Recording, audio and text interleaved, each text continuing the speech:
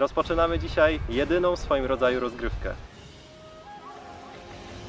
13 osób z całej Polski właśnie zmierza do domku w Dołżycy, w Bieszczadach. Przyjechałam tu właściwie tylko się dobrze bawić. Świetna okazja dla mnie, żeby poznać nowych znajomych. Przede wszystkim jarają mnie wyzwania. Przyjechałam, żeby przeżyć fajną przygodę.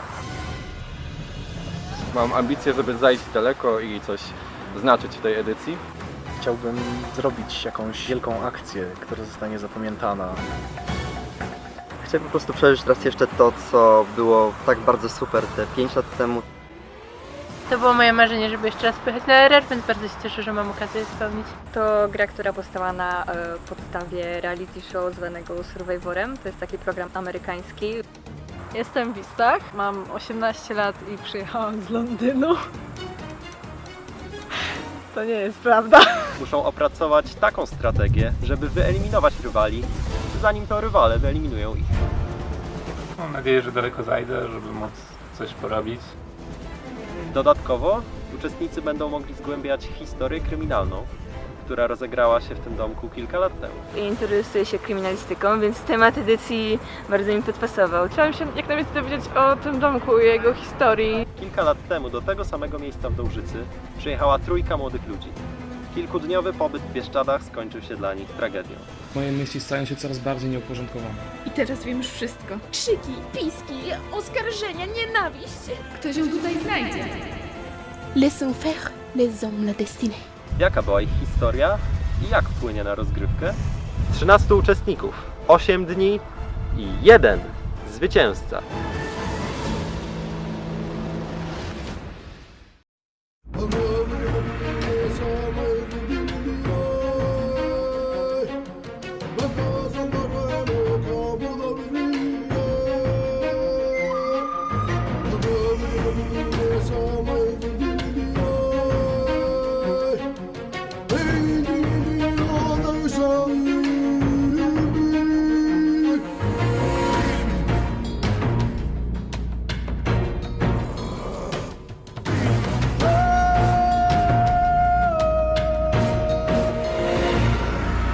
Witam Was w 6. edycji Robinsonów Nieukończony List.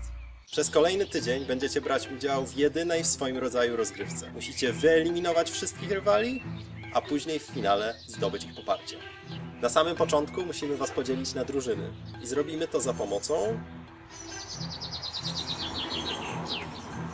losowania. W RR 5 było losowanie i to był najidiotyczniejszy pomysł, ponieważ plemiona są wtedy bardzo nierówne. W środku tego worka jest 13 kamieni. Każdy z Was wylosuje jeden kamień. Kolor kamienia wskaże drużynę, w której jesteście. Miałam takie... Mam nadzieję, że to jest jakiś żart.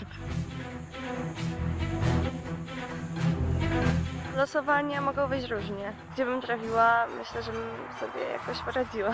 Ja już totalnie myślałam, że będzie losowanie plemion i że będzie ten taki generyczny twist, że jedna osoba losuje czarny kamień, ta osoba nie będzie brać udziału w wyzwaniu, bla, bla, i tak dalej, nie wiadomo. No to w takim razie zobaczymy, co przyniosło losowanie. Ale nie, to było coś innego. Wyciągamy przed siebie ręce i pokazujemy. No i po otworzeniu dłoni okazało się, że mamy ten sam kolor. Ale suspens. Okazało się, że to tylko taka zabawa. To było swoją drogą całkiem zabawne, tak, to było całkiem zabawne. Wyciągnęliśmy ręce do przodu i wszyscy otworzyli ręce i zobaczyłem, że jest cały rządek niebieskich rąk. Pomyślałem sobie, że ci, którzy mieli ręce z przodu, jakimś cudem wylosowali niebieskie, a ci, którzy są za nami, mają inne kolory. Później pomyślałam sobie, Boże, wszyscy jesteśmy jednym wielkim plemieniem. Chociaż to myślę, że wciąż jest lepsze niż losowanie plemion. No więc jesteście jedną drużyną, walczycie wszyscy indywidualnie, każdy z Was walczy tylko dla siebie. Codziennie, począwszy od jutra, będziemy się widzieć na tak zwanych radach plemienia, gdzie będzie dochodziło do eliminacji. Każdy z Was będzie musiał na kogoś zagłosować. Kto ma najwięcej głosów, odpada z gry. Dodatkowo, ta edycja Robinsonów jest wyjątkowa. Będziecie mogli zgłębiać kryminalną zagadkę związaną z tym właśnie domkiem. Chcecie się dowiedzieć czegoś więcej? Kilka lat temu do tego samego domku przybyła trójka nastolatków. Jan, Anna oraz Matylda. Spędzili tutaj 4 dni, 4. dnia doszło do tragedii. Prawdopodobnie ktoś zginął, został zamordowany, cokolwiek, ale nie wiem. No i musimy odkryć, co się stało, w jaki sposób, przez kogo, czemu i wszystko. musimy rozszyfrowywać zagadkę morderstwa dokonanego w domku, w którym mieszkamy. To jest trochę przerażające. O matko, jak ja się tym stresuję, bo to przecież okropne. Podczas pobytu każdy z nastolatków pisał swój dziennik. W trakcie gry będzie można zdobywać kartki z dziennika, w których, poza cennymi informacjami na temat intrygi kryminalnej, oznaczone będą przedmioty specjalne. Mogą one zagwarantować cenną przewagę. Liczę, że może będzie, nie wiem, możliwość oddania podwójnego głosu, możliwość ucieczki z rady. Bardzo się cieszę na ten wątek. Uważam, że urozmaici grę i ją jeszcze bardziej uciekawi, jeśli jest takie słowo. To jest pierwszy raz, kiedy stosujemy ten system rozgrywki, dlatego zachęcam Was wszystkich do angażowania się w niego, bo może bardzo Wam to pomóc. Gra zaczyna się już teraz, bowiem przechodzimy do pierwszego wyzwania. Cel dzisiejszego wyzwania jest bardzo prosty. Musicie się dostać do domu. Domek jest zamknięty. Klucz do tego domku znajduje się w skrzyni, zamkniętej na kłódkę z 3-cyfrowym kodem. Na stole leży 39 wskazówek. 3 na jedną osobę i każda wskazówka jest niepowtarzalna. Żeby zdobyć wskazówkę, musicie wykonać zadanie. Pierwsze zadanie polega na odwiązaniu waszej pochodni i zdobyciu sznurka. Zdobywacie sznurek, biegniecie do waszego kubeczka, rzucacie tamten sznurek, bierzecie pierwszą wskazówkę. Żeby zdobyć kolejną wskazówkę, musicie znaleźć śrubokręt. Na terenie całego domku schowaliśmy 13 śrubokrętów. Gdy znajdziecie śrubokręt, odkręcacie śrubkę ze stołu, bierzecie śrubkę, wrzucacie ją do kubeczka, zabieracie drugą wskazówkę. Ostatnie zadanie polega na tym, że musicie przejść pod przeszkodą z kieliszkiem, który jest napełniony wodą. Zabieracie wodę z wiadra, przechodzicie pod przeszkodą i wlewacie wodę do waszej szklanki. Gdy ta szklanka się napełni, możecie wziąć kolejną wskazówkę. Osoba, która odszyfruje wskazówki, otworzy skrzynię, zdobędzie klucz, wygrywa pierwsze wyzwanie w 6. edycji Robinsonów. A warto walczyć, bo nagroda jest całkiem spora. Jutro bowiem odbędzie się pierwsza Rada Plemienia. Ktoś odpadnie z gry. Jeśli jednak wygracie to wyzwanie, nie idziecie na Radę Plemienia. Jesteście całkowicie bezpieczni, macie wolny dzień. Poza tym dostajecie pierwszą kartkę z dziennika do wyboru Jana, Anny lub Matyldy. Wszyscy zrozumieli? Tak. Okej, no to zaczynajcie kiedy chcecie. Wszyscy szukają śrubokrętów, tylko Wistach poszła po wodę.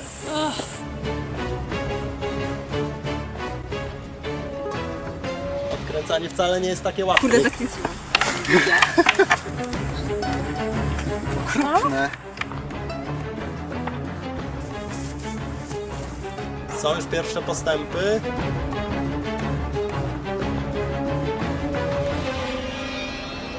Ola zdobyła wskazówkę, chyba jest całkiem zadowolona z niej.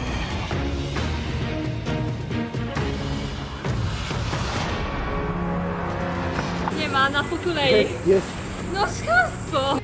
Widzę po waszych minach, że niektóre wskazówki są zdecydowanie mniej przydatne niż inne, ale nie poddawajcie się. Weź takie ostatnie. Co to jest za węzeł gordyjski? No i w ogóle co ucieka śrubokręt, tak samo śruby. Nie da się. A co to jest za węzeł?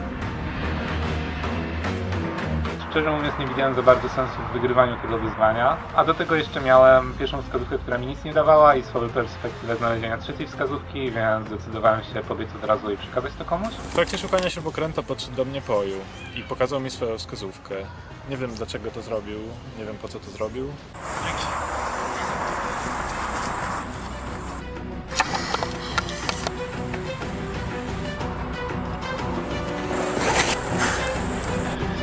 Bogdan! Otwiera skrzynię!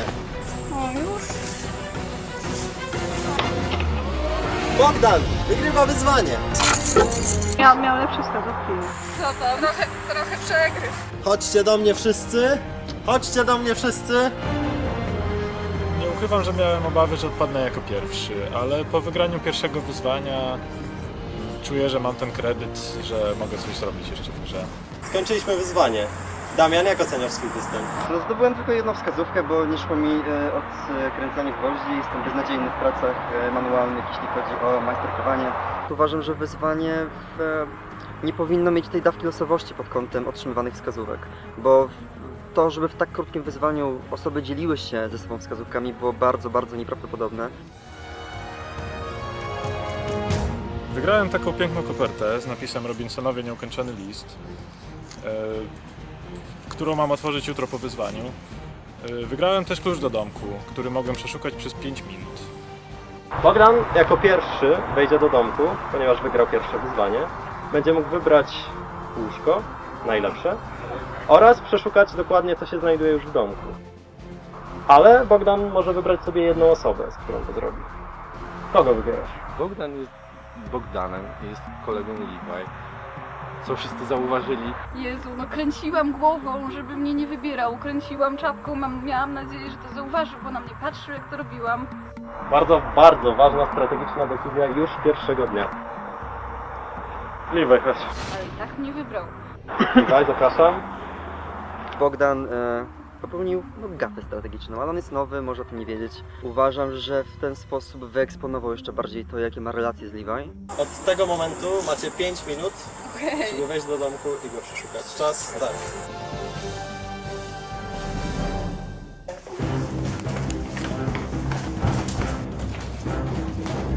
Ale patrzyłeś tu? To idź się indziej patrzeć. Na górę szaf patrz, bo ja tam nie widzę. W szafie? Myślałem, że znalazłem wskazówkę w oknie na piętrze, ale okazało się, że to była zwykła reklamówka.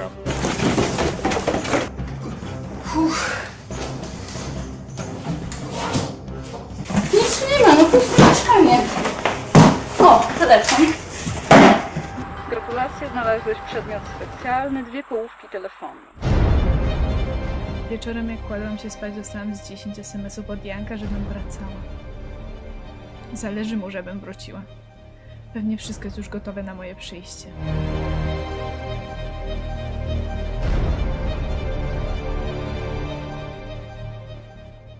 Myślę, że spoko, że jest to fajna przywaga.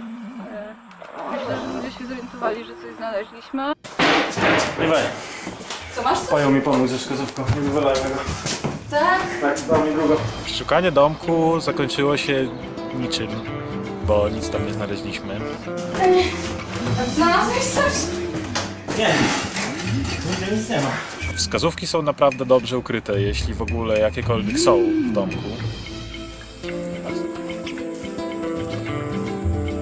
Pani Levi wybrali sobie pokój. Teraz wy wszyscy możecie wnieść bagaże, wybrać własne pokoje. Po czym czeka na was ciasto i inne pyszne jedzenie. Przygotujecie też sobie flagę plemienia oraz nazwę. O, okej. Gra się zaczyna!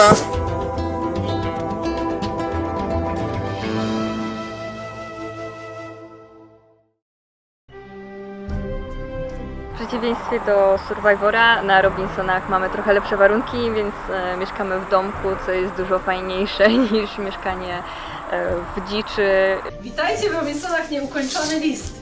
Całe to jedzenie jest tylko dla Was. Chociaż gra wzorowana jest na amerykańskim programie, w którym uczestnicy muszą przeżyć na egzotycznej wyspie, zmagając się z siłami natury oraz przeciwnikami, w naszej adaptacji nie będziecie mieć problemów z przetrwaniem. Nie zapominajcie jednak, że Robinsonowie to także gra strategiczna i socjalna. Musicie przechytrzyć, oszukać i przetrwać rywali. Wyeliminować ich, zanim oni wyeliminują Was! Słuchaj, Levi, to jest ważna rzecz. Słyszałam wyeliminować. Mamy wszystko to, co jest najfajniejsze w tej grze, a jednocześnie właśnie takie ulepszenie trochę jak dla mnie. Każdy wszedł do tego domku i zamiast patrzeć jaki jest domek, to o, zobaczymy co jest w tej szufladzie, o jaka fajna szafa, zobaczę co jest w środku, o może coś fajnego będzie pod dywanem. O, to jaka super lampa, zobaczymy co jest w lampie.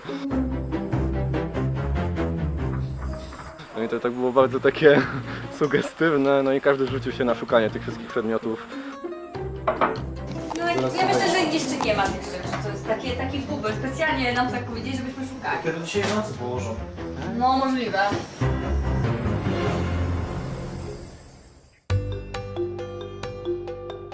Wrażenia pozytywne. Spodziewałem się, że tak będzie. Na początku wszyscy zazwyczaj są dla siebie mili. Jedliśmy ciasto, winogrona i batoniki. Co prawda wszyscy byli super najedzeni, ale no ja tak mam, że potrafię jeść, bo jest, więc jadłam. O, farby szkolne, ciekawe co tu jest. Farby! Nie ma nic pod jakimś wieczkiem. Zobaczcie. Na początku przez jakieś 20 albo nawet 30 minut rozkminialiśmy nazwę plemienia.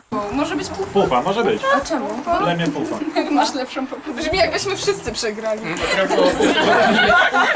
bardzo trudno się dogadać w tyle osób naprawdę na jedno rozwiązanie. Dajmy jakąś super długą nazwę, że macie ją cały czas mówić. To jest kosmos. Albo jakaś choroba. Taka choroba Lech Poznań. Ej, nawet jesteśmy niebiescy, nie? Biały. Masz rację. Zróbmy 5 liter, samych spółgłosek i dodamy samogłoski. J. Dobra. No, głupia Dobra, litera. Ktoś zapytał mnie, jak jest po wietnamsku długi list, no i powiedziałem, że to jest tuzaj. A jakbyś napisał tu i przerwa z Tacu, Tazu. Brzmi jak postać z Lola. Dobra, kto jest za Tuzaj? I oni nazywamy się Tuzaj. I w sumie to jest taki mój mały sukces, bo cieszę się, że nazwa plemienia jest po wietnamsku. Tuzaj, to znaczy długi list. Mam jakiś wkład w tę edycję, no to jest fajne. Znaczy po wietnamsku się pisze daj, bo dy się czyta jak z, ale możemy to zmienić na z po prostu. Tak. Wszyscy byli tak zajęci jedzeniem i rozmawianiem na temat nazwy plemienia, że nikt nawet nie przyłożył się do dokładnego obadania stolika. Takie słowotwórstwo radosne. Naprawdę. Dlaczego się to masz takie, że łatwo się Znalazłem przedmiot specjalny. Ten przedmiot jest pędzlem. Nie, dyspacją. Dyspacją? Dyspacją. Leżał on dokładnie na widoku, zaraz przy płótnie do namalowania flagi naszego nowego plemienia. Nikt nie zauważył, że pędzel był opakowany w karteczkę, którą zwinąłem. Gratulacje, odnalazłeś przedmiot specjalny, pędzel. Leżąc na łóżku, tarzałam się w swoim szczęściu, przewracając z boku na bok. Tak jakby artysta siedział obok mojego łoża z pędzlem i płótnem i próbował odmalować moją ekstazę. Ale patrzył w oczy Anny namalowane i widział pustkę. Jeśli znajdę albo uzyskam kartkę z dziennika z tego dnia, a może i następnego, to ta informacja stanie się dla mnie bardziej przydatna.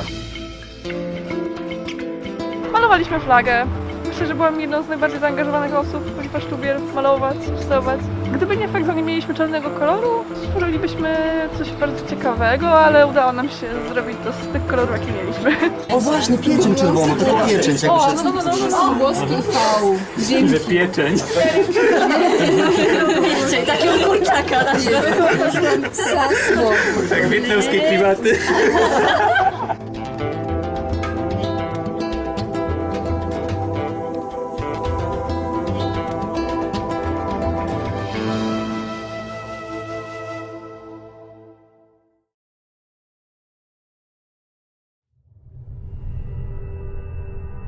Zebraliśmy się w czwórkę poza domkiem. Poszliśmy sobie razem, a tam jest cała reszta. Uznaliśmy razem z Levi, Pojem i Szponem, że będziemy się trzymać razem, jako że jesteśmy w jednym pokoju. Ale no i tak, jest nas 3 głosy na radzie, która będzie pierwsza, w której będzie w sumie faktycznie dużo kombinowania, a mogą to być pewne 3 głosy na jedną konkretną osobę. Aha. Założyliśmy sojusz z Bogdanem, Szponem i Pojem. No Tak, to, i że po jeszcze prostu jest wybierzemy, zobaczymy kto co innego mówi, może Tak. jakaś czyjaś propozycja się nam spodoba. Jest wyzwanie jeszcze kogoś. Fabella ma przerąbane teraz, bo leży i śpi. No to super powód, żeby ją wyrzucić. Fabela to Więc jest typowa nie, mówię Fabela. tylko o tym, że Niby umówiliśmy się na wyrzucenie Fabelli, ale było to takie rzucone w eter. Bogdan, Levi, Szpon i Poju wyszli zapalić. I my mieliśmy wtedy takie sojusz. Levi, Bogdan, Poju i Szpon mają sojusz i teraz trzymają się razem. Może razem na fajkę. Może razem na fajkę. Levi, Bogdan, Poju i Szpon mają sojusz najprawdopodobniej. Tak naprawdę w tym momencie jakby jasno pokazuje to, kto się z kim trzyma. No bo Levi w momencie, gdy idą na tych papierosach, gdy cokolwiek zapalić, nawet nie proponuje, czy ktoś się idzie z nimi przejść na przykład, czy ktoś chce się przewietrzyć. Poju, Szpon, Bogdan i Levi mają sojusz. I w sumie to, że wyszli na cokolwiek wyszli, ustosunkowało taki nasz stosunek do nich, że razem mają pokój, razem wychodzą, więc na pewno mają sojusz. Przez to zrobił się taki podział rolnicy kontra reszta, kontra sojusz. Sojusz! Okej. Ej, dogadacie się, bo nie wiem, czy nie. 4. Sojusz! Dobra, Ale to to myślę, jest że dobra można was strategia, przyjąć do nie? drużyny Potem- bezpieczeństwa w takim wypadku. Kto by chciał należeć do drużyny bezpieczeństwa? Ja. Bo myślę, że ja i Elda nie... Nie! Generalnie wyzwania mają elementy niebezpieczne, na przykład można się poślizgnąć, można sobie wbić robokten w rękę. W autobusie zapiliśmy oboje pasy i stwierdziliśmy, że od tej pory będziemy zaprowadzać bezpieczeństwo innych graczy dbać. I tak powstała drużyna bezpieczeństwa. Bezpieczeństwo, higiena, praca. Ja myślę, że powinniśmy prowadzić rozmowy kwalifikacyjne z kandydatami do drużyny bezpieczeństwa. Jakie są twoje 3 zalety, bo chciałbym wiedzieć? Bezpieczeństwo. O które dbam. Bierzemy ją tak. Dobra, witam cię w drużynie bezpieczeństwa. A teraz drużyna bezpieczeństwa! Jestem częścią tej drużyny, wydaje mi się, że jestem trzecią osobą w tej drużynie bezpieczeństwa. Musimy porozmawiać o BHP tego przybicia godzin. Jest niebezpieczny troszkę. Rzeczy może pójść. Jest zbyt gwałtowna, myślę. Nie, zadbamy, żeby nikt nie umarł. Gdybyśmy tutaj byli z Anią, Janem i Matyldą, myślę, że lepiej by się to potoczyło. Nie byłoby żadnego kopania grobów. Teraz będzie lepiej. Nie umrzemy wszyscy. Musimy wracać szybko. Tak, No. wracajmy. No. Wracamy do obozu. To wyszliśmy w 4 osoby, zostało tam 9 osób, więc to był trochę słaby ruch, bo teraz będziemy na celowniku z racji tego, że i reszta jest na przewagę.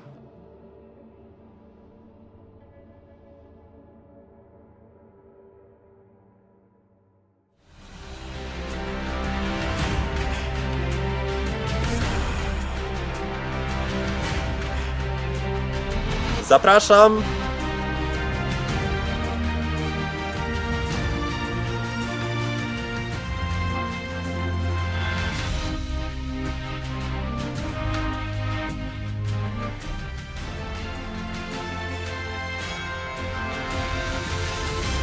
Witam Was drugiego dnia. Przede wszystkim muszę Wam jeszcze wyjaśnić ostatnią, kluczową kwestię dla gry. Mam tutaj skrzynkę. Takich skrzynek będzie 4. Pojawią się w domku od razu po wyzwaniu. Każda z tych skrzyń skrywa w sobie przewagę. Żeby zdobyć tę przewagę, należy rozwiązać zagadkę do danej skrzyni. Niektóre skrzynie mogą mieć zagadkę na sobie, a niektóre mogą jej nie mieć i wymagają zdobywania podpowiedzi. Jeśli będziecie chcieli, raz dziennie możecie włożyć coś do tej koperty, a następnie wrzucić ją do jednej ze skrzyń.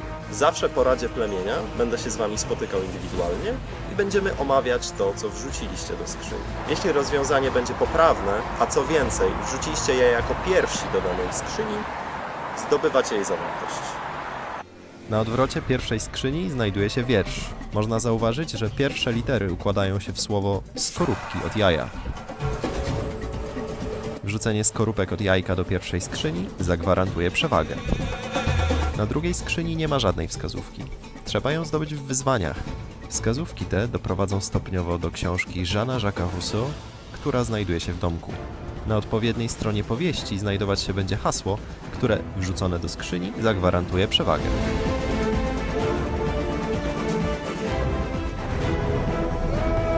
Kod znajdujący się na trzeciej skrzyni wskazuje numery kartek z dziennika oraz konkretnych słów niezbędnych do odszyfrowania go. Po pozyskaniu odpowiednich kartek z dziennika i odszyfrowaniu hasła, skrzynia będzie mogła zostać otwarta. Na czwartej skrzyni znajduje się tabela odcisków palców do odszyfrowania. Zdobyte wskazówki stopniowo naprowadzą graczy na jej rozwiązanie. Podanie współrzędnych własnego imienia na planszy gwarantuje otwarcie skrzyni. Odczytywanie werdyktów z kopert następować będzie zawsze po Radzie Plemienia. Z każdym indywidualnie. Teraz rozdam Wam koperty. Zapraszam więc. Damian, Dużo zamieszania prowadziły dzisiaj skrzynie, które pojawiły się w rozgrywce. Pojawiły się w domku i można było na nich już odczytać jakieś pierwsze kody, szyfry, które i tak nic tam na razie nie mówią, ale... dzisiejsze wyzwanie pozwoli Wam na zdobycie podpowiedzi do skrzyni. Wyzwanie będzie podzielone na 3 etapy. Pierwsza część wyzwania to po prostu sudoku. Każdy z Was otrzyma jedną planszę do sudoku, długopis. Kto pierwszy rozwiąże zagadkę, wygrywa ten etap, dostaje przewagę, kartkę z dziennika i nie idzie na Radę Plemienia. Uwaga, jest pewien twist w tym etapie. Jeśli nie czujecie się na siłach, żeby wygrać. Zamiast rozwiązywać sudoku, możecie zaryzykować. Po środku znajdują się 3 noże. 3 pierwsze osoby, które zaryzykują, mogą wziąć jeden nóż i zamiast rozwiązywać sudoku, otworzyć kopertę, która będzie się znajdować nad zagadką. Co jest w kopercie? To się okaże, ale jedno jest pewne. Osoby, które wezmą kopertę, nie biorą udziału w kolejnych etapach wyzwania. Ustawimy się teraz na miejsca i zaczynamy. Robinsonowie gotowi? Start! Uznałam, że wzięcie koperty jest genialnym pomysłem. No i wzięłam tę kopertę. Elblaj, Szpon i Agnieszka zdecydowali się wziąć nóż. W sumie to oni się rzucili, ja stwierdziłam, że no dobra, to skoro oni, no to już nie jest taki przypał też to zrobić. I była tam pierwsza wskazówka do 4. skrzyni, a pod spodem była adnotacja, żeby nie czekać, tylko biec w miejsce Rady Plemienia i szukać czegoś przy skrzyni. Szukałam czegoś, nie wiedziałam w sumie czego szukam. I widziałam jakąś butelkę obok pochodni, ale stwierdziłam, że to pewnie jakiś śmieć. Niestety okazało się, że to nie był śmieć, tylko to był przedmiot, który trzeba było znaleźć. Da, może w sumie nie wiem, czy chcę to pokazać.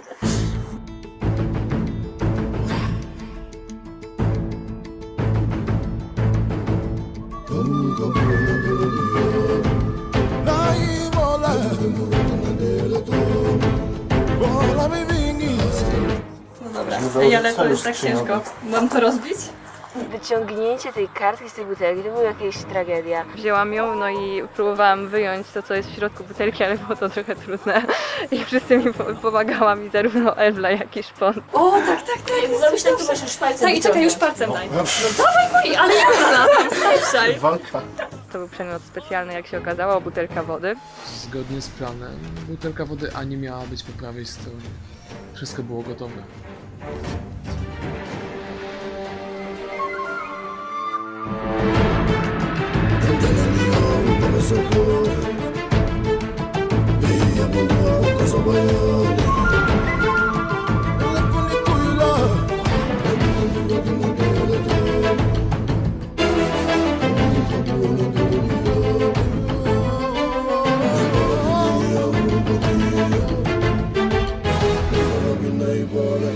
Skończyłam.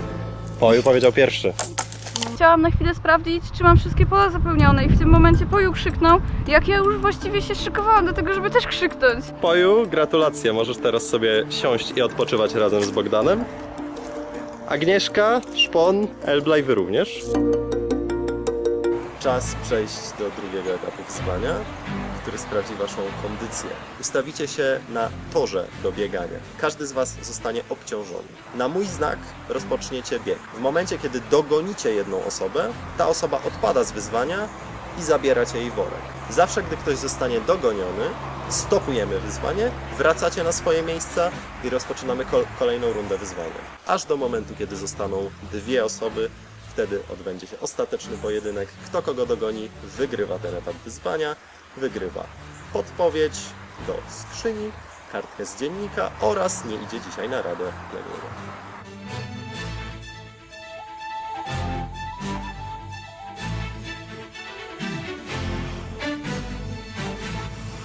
Robinsonowie gotowi? Start! O, wszyscy ruszyli sprintem! O nie! Stop! Sanafia złapała Wiktorię jako pierwsza. Wiktoria, oddajesz worek Sanafii. Uwaga, druga runda. Robinsonowie gotowi? Start!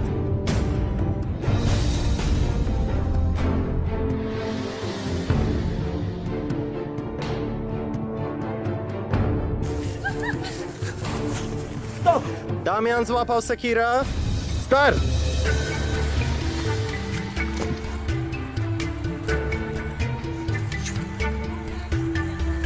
Sanafia się przewróciła. Damian zabiera 2 kg soli od Sanafii. To nie był dobry pomysł. Start! Wszyscy dają z siebie wszystko. 4 dziewczyny i Damian. Damian prawie łapie Basię. Basiu, musisz przyspieszyć.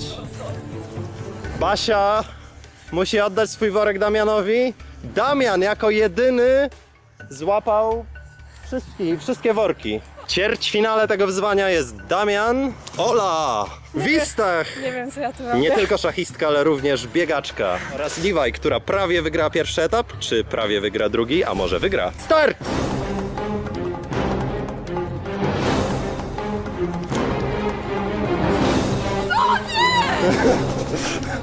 Idź sobie stąd! Damian zmniejsza odległość między Olą. Stop! Wistach została złapana przez Olę. Ola, brawo! Przegram teraz, ale trudno. Wygrasz? Tak. W ogóle nie jestem zmęczona. Uwaga, uwaga, uwaga, uwaga, półfinał! Robinsonowie gotowi? Start!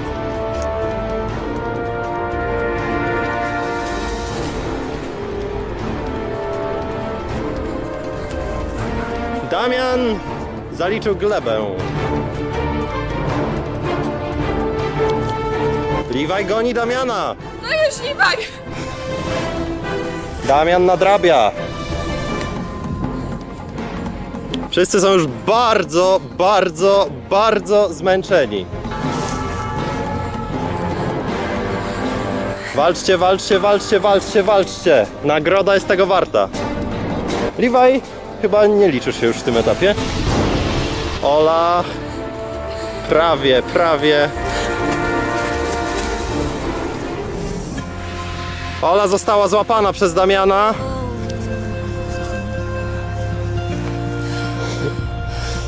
Kibicuję, Liwaj. Ciężko. Nie. Już tylko jeden etap, finałowy. Strasznie mi żal Damiana. Widać cierpienie na ich twarzy. Ale przegrałam w momencie, kiedy był za mną. To już była tylko przedłużająca się agonia. Właśnie teraz Liwaj nie ma żadnego worka, a Damian ma wszystkie. Damian to tak kokietuje przy tym zadaniu. Nie, ja nie lubię tego zadania, ja go nie chcę. Robinsonowie gotowi? Start!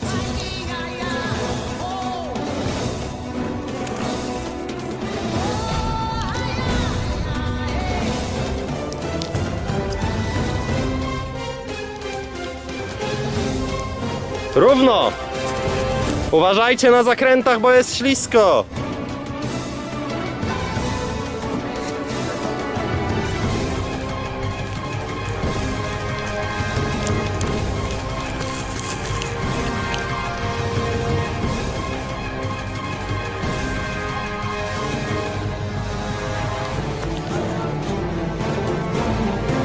Liwaj goni Damiana. Damian!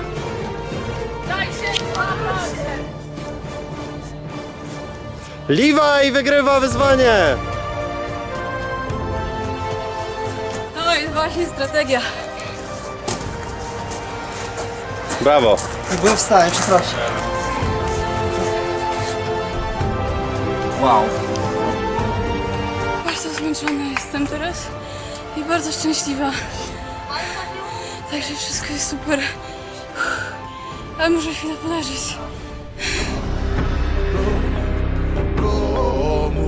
Trzeci etap sprawdzi Waszą umiejętność grania w gry słowne.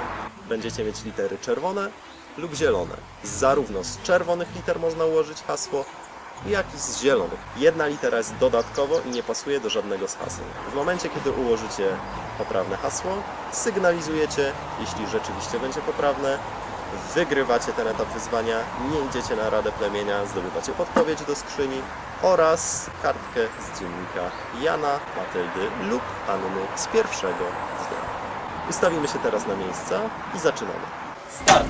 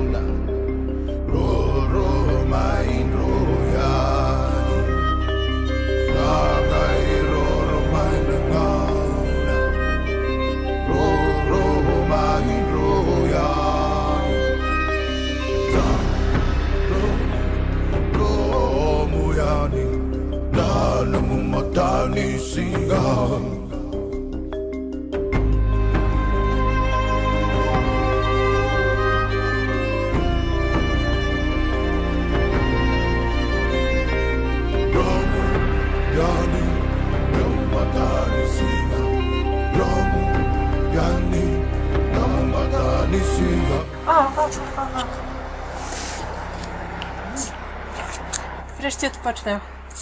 Głośniej. Wreszcie odpocznę. Fabella wygrywa wyzwanie. Skończyliśmy to pierwsze i bardzo długie wyzwanie. Wyzwanie składało się z 3 etapów i w każdym etapie był jeden zwycięzca. Można było wygrać wskazówkę do wybranej skrzyni oraz kartkę z dziennika dowolnej osoby.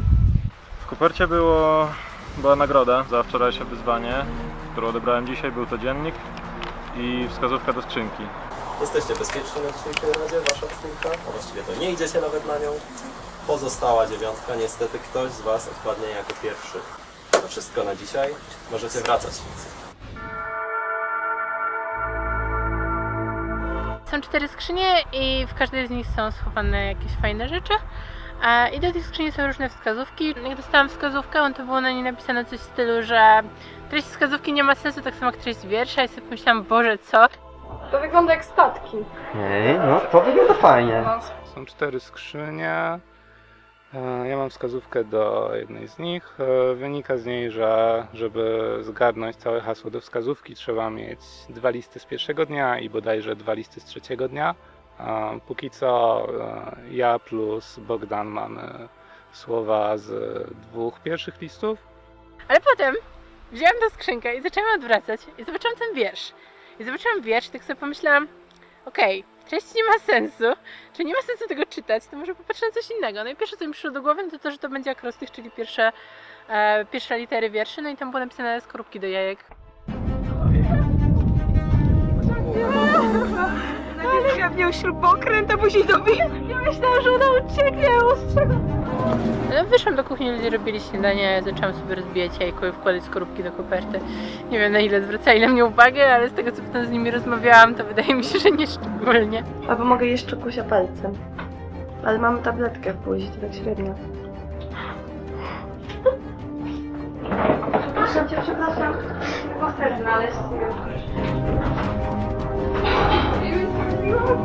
Potem poszłam, wrzuciłam kopertę do skrzynki.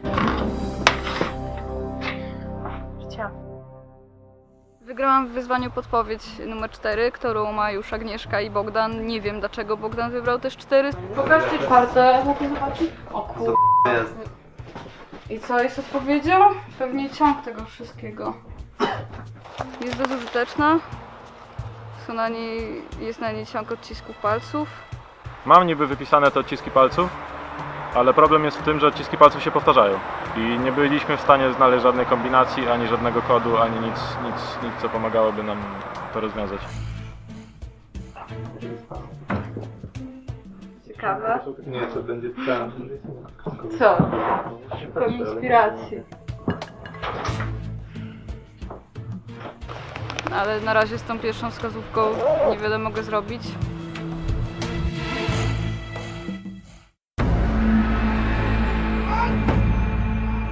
Dostałem list Matyldy, z niego wynika, że Matylda jest osobą, która była na dragach. Te dzienniki się stały już dość mocno publiczne, bo w zasadzie z Pojem i Levi też się skonsultowaliśmy, co mieliśmy wzajemnie, żeby z tego stworzyć spójny obraz historii, także w sumie już wiem, co oni mieli. Wynika z tego generalnie mówiąc, że był trójkąt miłosny. To wyglądało chyba tak, że Matylda była jakby pełnoprawną dziewczyną Janka, natomiast Ania wzięli ją prawdopodobnie po to, żeby ją okraść. I kupili jakąś wodę, pieszczacką wodę. Jednak Jan według Ani oszalał i wylał ją na podłogę, a Matylda też oszalała. No mieli ją otruć, miała się napić z odpowiedniej butelki, ale Jan wylał wodę z tej butelki i w końcu jej nie otruli. Więc pierwszego dnia im się nie udało. Jan już kopał dla niej grób przed tym wylaniem wody, ale znalazł kość i wrócił do domku. Nie wiem, może Janek miał romans z Anią, albo Matylda myślała, że miał romans z Anią. Nie mamy pojęcia.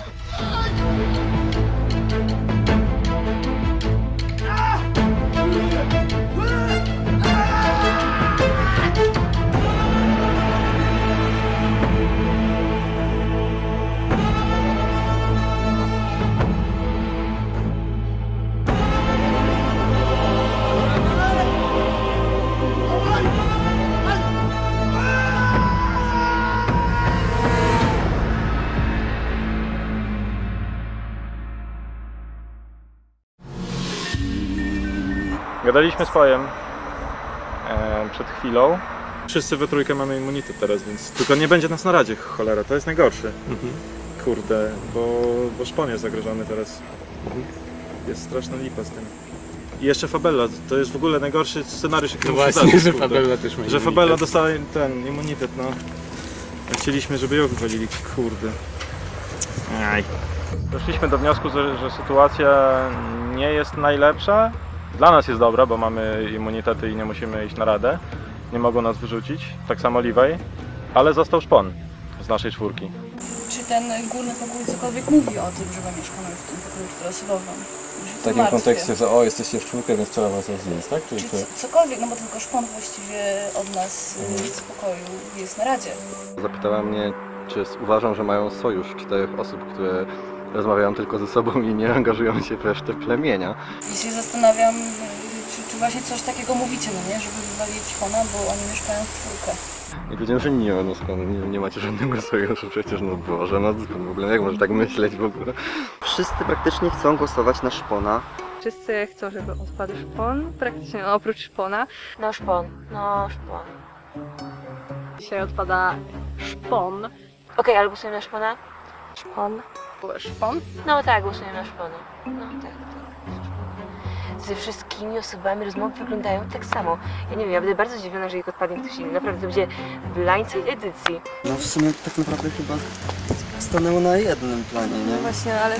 Ale to wydaje mi się takie, że jak wszyscy mówimy o tym, to się takie jakieś paranoiczne dla mnie staje, nie? Ale nie, właśnie nie można myśleć w ten sposób. Mamy dwa argumenty za szponem. Pierwszym argumentem jest to, że szpon jest pionkiem Levi. Jest strasznie denerwujące to, że szpon i teraz nawet gdy jest w tej grupie 9 osób, które idą na radę, w żadnym wypadku z nikim nie rozmawia. On stoi w tych skrzynkach i z Levi tam wiesz, sobie Co, możemy sobie dostać ukryty immunitet na temat. No ale teraz dostanie, przecież skrzynki się otwiera dopiero po wypradzie. Pojadzie. Myślę, że na początku te sojusze będą całkiem trwałe. No nikomu się nie opłaca iść do tamtych, których jest mniej i którzy i tak już są tak trochę na uboczu. Tamtych mówię o tym pokojowym sojuszu. No nie, no generalnie na pierwszej radzie trzeba być... ja nie mam żadnego dobrego odpowiednika. Na pierwszej radzie trzeba lay low. Na pierwszej radzie trzeba leżeć nisko. Dlaczego wszyscy są tam daleko? Chodziłem i szukałem jakichś śladów ludzkości, po czym wyszedłem i wszyscy byli na zewnątrz. Było tam 7 osób z 9, które będą na radzie, a pozostałymi 2 jesteś ty i ja. O Boże, Jezus, będziemy gadać z osobą, którą chcemy wyeliminować. Jezus, ona nie powinna tu przychodzić. Chcieliśmy właśnie cię wyrzucić, a tu przyszłaś i co? Chcieliśmy wyrzucić? Sanafia odpada. To był pomysł Wista. Ona chyba odpadła. Boże, Uważam, że Wistach jest bardzo głodny na eliminacji. Jak ja ją zobaczyłem, jak przyjechała na tych Robinsonów, matko święta, obłęd w jej oczach, to było coś niesamowitego. Patrzę na nią, a ona po prostu, jej oczy z gałek wyskakują. Tak tylko myśli, kogo by tu wyrzucić, kogo by tu wyrzucić. Damian mnie nienawidzi, pokazuje to na każdym kroku. W tej grze on cały czas mówi jakieś rzeczy typu o, Wista będzie chciała was wywalić. W każdej jednej rozmowie to jest. Wista chce wywalić Sadafię, Wista chce wywalić Szpona, Wista chce wywalić Elblay. Ale z wampirem eliminacyjnym, nie wiem czy wiecie o tym, bo ona przez 5 lat nikogo nie eliminowała. Tak, więc przez te 5 lat wpadła w głód nikotynowy. Więc nie nikotynowy, tylko eliminacyjny. Taka głodna, przez 5 lat nic nie jadła, w końcu się naje, nie?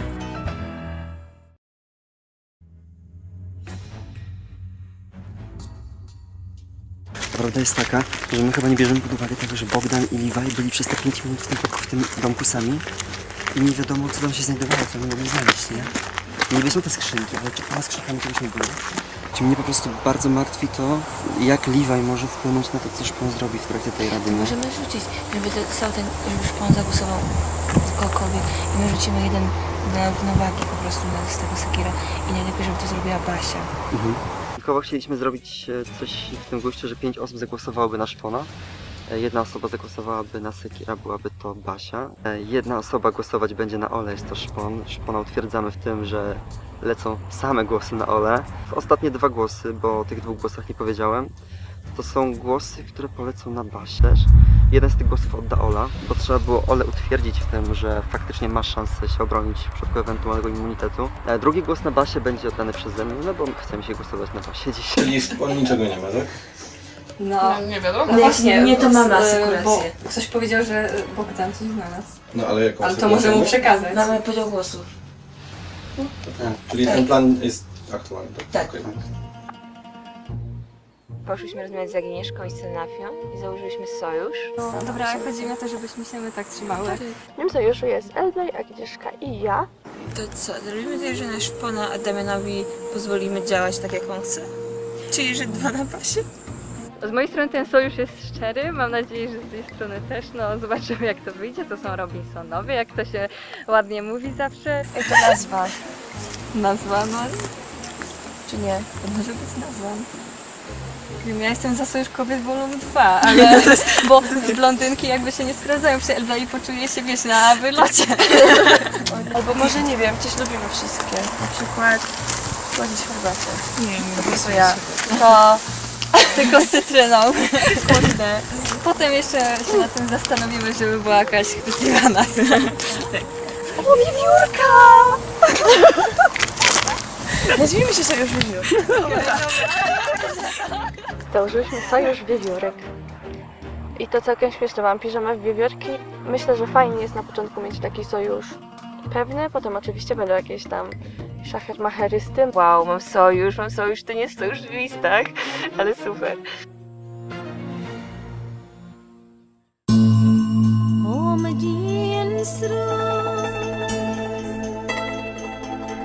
Obstajemy przy tym, że odpada jednak Ola mimo wszystko, nie? Będzie prawdopodobnie jakoś 6-3 chyba na Ole. Jestem w ciągłym stanie przedzawołowym, bo mam cały czas wrażenie, że wszyscy mnie teraz zamierzają wyrzucić od razu. To taką jakąś turbo większością głosów. Co tam jest? Gadają się plany na radę.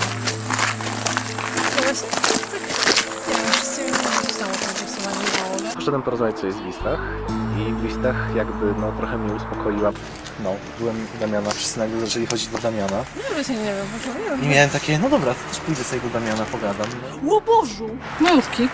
Była kolejka do rozmów z Damianem i wszyscy nagle postanowili z nim rozmawiać o jakiejś zmianie albo nie wiem o czym. Tak. Jak Damian mówi mi, że wszystko będzie dobrze, to na pewno odpadam, więc... Rozmawiałam przed chwilą ze Szponem, no i Szpon, Jezu, Szpon jest super, ja bardzo lubię Szpona. Damian chce mieć, wiesz, chce mieć swój własny harem minionków, także. Szpon mówi, Szpon, ja mam wrażenie, że Szpon totalnie chciałby mieć ze mną sojusz. A Damian cały czas mówi, że ja chcę kogoś wyrzucić, nie? Że coś tam słyszałeś to. Wampirem, Chcę tak? wyrzucić osoby, tak, że jestem wampirem, tak, dokładnie tak powiedział. Tak, ja, że ja go wyrzucę i ja go zjem potem jeszcze po tej radzie, po której go wyrzucę. Tak myślę, Jezu, Damian totalnie coś do mnie ma. Ja mam taką po prostu, on mnie chce wyrzucić. Szpon ma niesamowitą paranoję na swój temat, no i słusznie. Nie, to możemy zagłosować na Basię, to jest sumienie. Ale wtedy Damian będzie złym minionem. O nie, wtedy Damian mnie znienawidzi, on będzie wiedział, że ja wtedy na pewno. Będzie Jezu, nie, wtedy, wampir energetyczny. wtedy to będzie otwarta wojna, ja nie wiem, czy ja chcę tak zrobić. No więc zaproponowałem jej w sumie, żebyśmy wyrzucili w takim razie Basię. Nie, poczekaj, bo ja się zastanawiam, bo ona... Może... Ja bym dużo bardziej chciałabym wywalić Basię niż Szpona. Wydaje, że to jest coś, że trzeba pociągnąć za spust i to poleci, ale ja się boję, że jeżeli ja pociągnę za ten spust, to ten spust rozleci się razem z całą maszyną do losowania.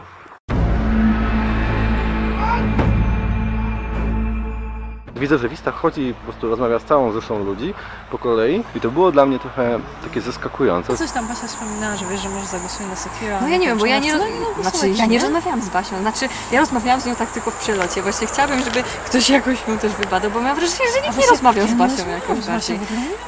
Czemu ona chce głosować na Sekiro? Ona chce głosować na Właśnie, nie, to... Może w takim razie, można było w takim razie zagłosować na Basię, bo wiedziałam, że MP i Basia w ogóle się, wiesz, Tak, no one się nie kompilują. Tak, myślę, że wyrzucenie Basi przydałoby się i mi, i przydałoby się Elblaj i totalnie wyrzucenie Basi byłoby dobrym pomysłem. No ale właśnie fajnie było też jakby ktoś ustalił co z Basią, bo jakby mam wrażenie, też jakby... Ja tylko ją tak w przelocie zapytałam, czy też jest za Szponem. Ej, to może zagłosujmy razem na Basię i poleci Basia. Elblaj się napaliła, że przecież możemy w trójkę zagłosować też na Basię i wtedy odpadnie Basia i będzie super śmiesznie i super ciekawie i w ogóle. I Agnieszka tak patrzy mi, ej, no w sumie to jest dobry pomysł. Ja mam takie, Boże, ale świetny pomysł. Powstał plan głosowania na Basię. No można jednak zagłosować na tę Basię, skoro 5 głosów wystarczy. Wystarczy jeszcze 3 głosy i wtedy mamy Basię z głowy.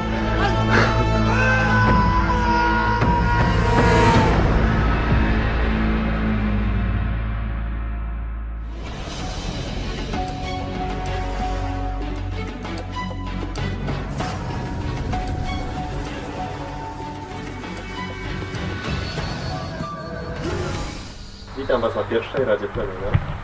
Bardzo mi przykro, ale ktoś z Was zostanie wyeliminowany jako pierwszy z Robinsonów nieukończony list. Agnieszka, nie próbowałaś nawet za bardzo w tym wyzwaniu się postarać, wzięłaś kopertę. Nie obawiałaś się swojej decyzji? Jakie może być konsekwencje? Obawiałam się swojej decyzji i zastanawiałam się nad tym i tak naprawdę dopóki Elbląg i Szpon sami nie rzucili się na 2 pierwsze noże, to myślałam, że może nawet będę próbować, ale jak zobaczyłam, że tylko jeden został, to stwierdziłam, że no dobra. Elbląg, czy zastanawiałaś się nawet przez chwilę, by wziąć udział w tym wyzwaniu, potem jak powiedziałem, można też? Tak, przez 3 sekundy, ale stwierdziłam, że nie jestem w stanie dzisiaj biegać i jednak nóż jest fajniejszą opcją. Szpon, ty wyglądasz na całkiem wysportowanego, a jednak wybrałeś prostszą opcję. Owszem, uznałem, że czynnik losowości przy rozstawianiu osób jest dla mnie niekorzystny i wolę mieć pewną wskazówkę niż niepewne nic. Czy jest jakiś widoczny podział w drużynie? Macie jedno plemię, więc jest bardzo dużo opcji. Są osoby zainteresowane rolnictwem i są osoby niezainteresowane rolnictwem. I to jest główny podział, który jestem w stanie wskazać. Szpon, czujesz się zintegrowany z plemieniem? Tak, czuję się zintegrowany z plemieniem. A ty, Sekir? Jest bardzo fajnie, myślę, że dobrze się dogadujemy i osobiście czuję się zintegrowany. Co myślisz o tym, że jest tylko jedno? No gdzieś chodziło mi to po głowie, zanim tutaj przyjechałem, że może by to być jedna z opcji, więc jakoś szczególnie nie jestem zaskoczony, ale kolejnym podejrzeniem jest to, że niedługo może się to skończyć. W listach myślisz, że to będzie spokojna Rada Plemienia, czy spodziewasz się jakichś komplikacji w swoich planach? To brzmi jakby teraz miały być jakieś komplikacje moich planów, to jest taka sugestia od prowadzącego, ale mam nadzieję, że będzie spokojna. Spokojna? Damian? Sytuacja może być klarowna, ale po Radzie wszystko może się jakoś bardzo załamać. Dlaczego? Ciężko mi jest to powiedzieć. Wydaje mi się, że to wynika jakby z tego, ile było dzisiaj rozmów, ile było rzucanych propozycji, na czym to ostatecznie stanęło i czy w ogóle na czymkolwiek ostatecznie stanęło, ale mam nadzieję, że tak. Czas głosować. Sekir, rozpocznij.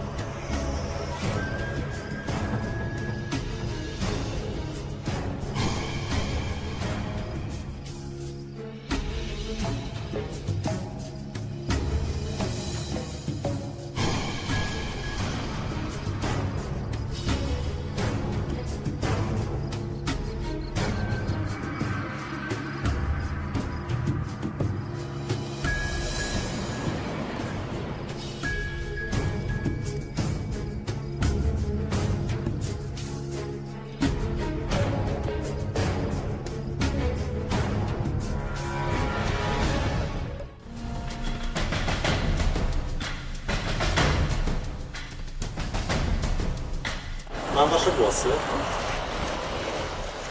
Ja już wiem, kto odpadnie. Zaraz je przeczytam. Pierwszy głos. Szpon.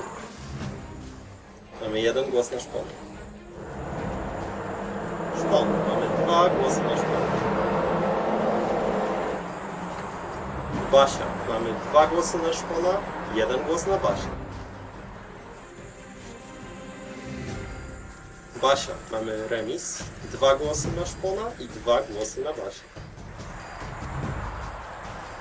Ola, mamy po 2 głosy na Basię oraz na Szpona i 1 głos na Olę. Sekir, mamy 1 głos na Sekira, 2 głosy na Basię, 2 głosy na Szpona i 1 głos na Olę.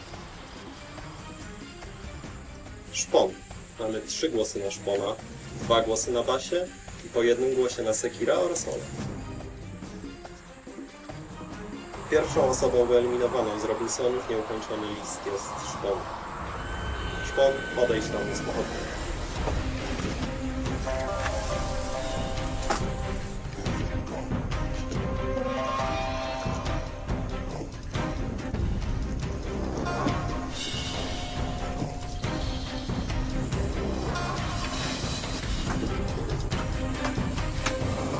Szpon, taka jest wola plemienia.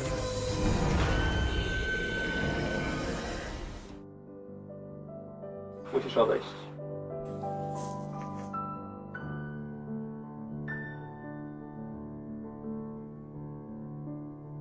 Wydawało się, że jest klarowna sytuacja, a doszło do bardzo wielu pojedynczych głosów. Może to dla Was jakaś odpowiedź na przyszłość? Weźcie pochodnie i wracajcie do domku. Miłego wieczoru.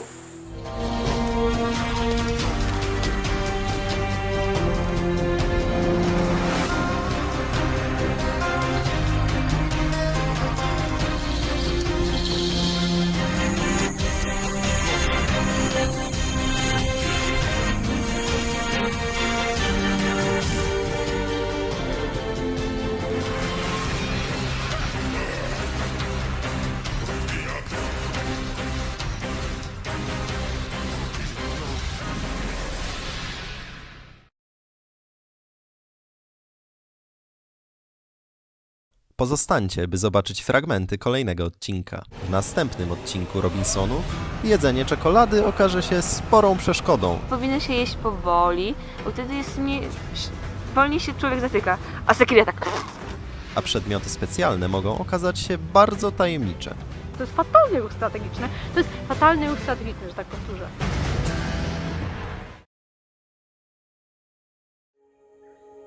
Rozmawiałem z niewłaściwymi osobami i to jakoś po prostu nie wiem, się przełożyło, a potem moja spirala coraz bardziej w paranoję i coraz bardziej w paranoję w ogóle wszystko mi rozłożyła.